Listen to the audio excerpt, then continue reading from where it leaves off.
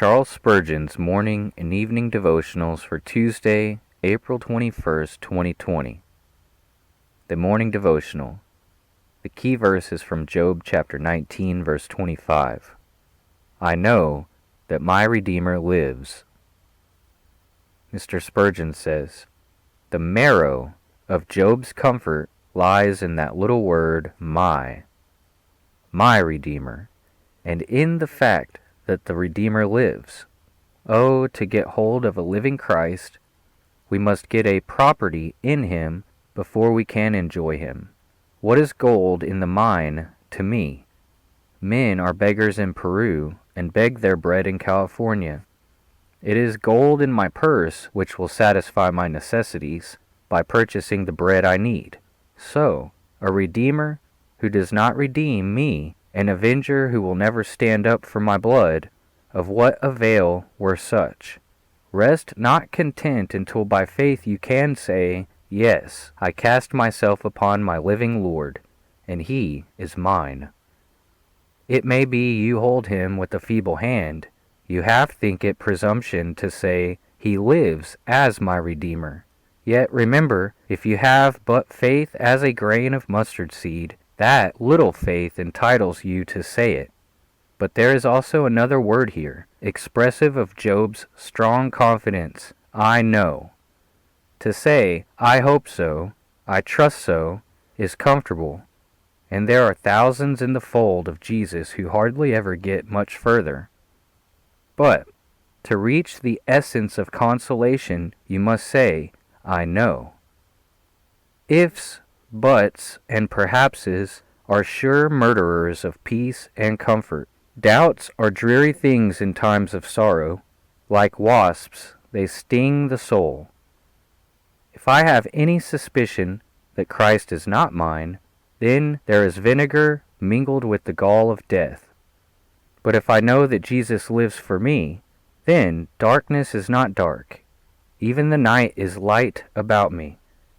Surely, if Job, in those ages before the coming and advent of Christ, could say, I know, we should not speak less positively. God forbid that our positiveness should be presumption. Let us see that our evidences are right, lest we build upon an ungrounded hope.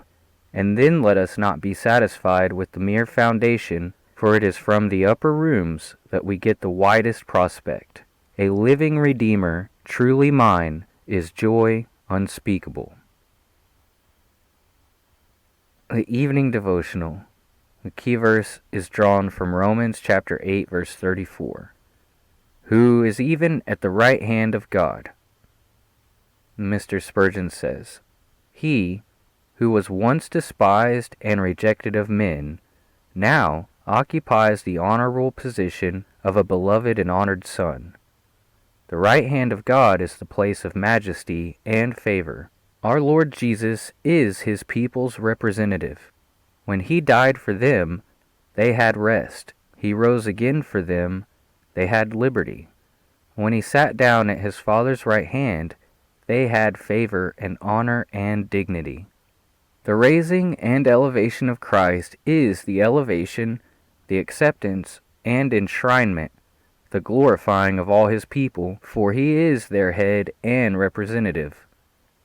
This sitting at the right hand of God, then, is to be viewed as the acceptance of the person of the surety, the reception of the representative, and, therefore, the acceptance of our souls.